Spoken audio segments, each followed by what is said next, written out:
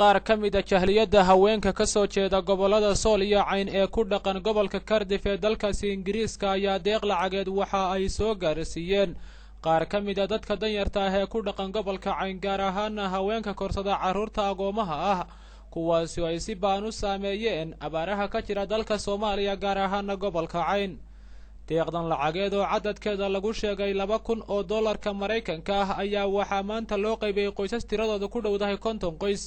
waxaana halkaasi deeqda ku guddoonsiiyay Cabdiraxmaan Sheekh Maxamed iyo Axmed Nuur Cabdi Aadan oo iyagu u xil saarnaa bixinta deeqdaasi waa kan Cabdiraxmaan oo ka warbixinaya deeqdan lacageed iyo cidda soo gaarsiisay dadka danyarta ah iyo qaabka ay u gaarsiiyeen bixinteedu deeqdan waxaan soo gaarsiiyay gabdho gurba jooga oo u dhashay Sool iyo Sanaag Cayn iyo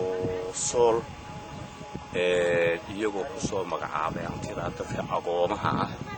ee danyarta ah waxaan u gaadhay 45 qoys oo min milyan sidaa darteed Zainab Ali Cadde iyo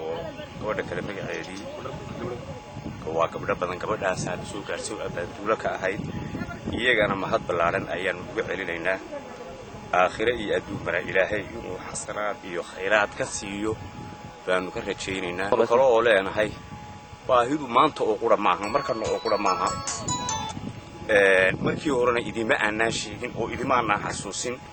idinka ayaa garashadiina iyo maskaxdiina iyo aqligiina iyo mawaadilnimadiina ku gartay waana ku mahadsantihiin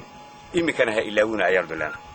qaar ka mid ah dadkii deeqdani la guddoonsiiyay ayaa mahad celin u jeediyay haweenka deeqdani soo gaarsiiyay iyagoo ugu baaqay jahliyadaha kale ee ka soo jeeda deegaanka kuna dhaqan dunida dacaladeeda inay ku daydaan walaalahooda ku dhaqan gobolka Cardiff ee dalka Ingiriiska inkastoo aysan ahayn deeqdani midii ugu horeysay oo jahliyadaha ka soo jeeda deegaankani ay soo gaarsiiyeen qaar ka mid ah dadka ay abaaruhu halakayeen ee ku dhaqan gobolka Cayn haddana waxyaabaha deegaankani la soo gaarsiiyo ayaan badanaaba noqon wax dabooli kara baahida dadka danyarta ah ee ku dhaqan deegaanka iyadoo aysan jirin hay'ado caalami ah oo ku taxalluqa deegaanka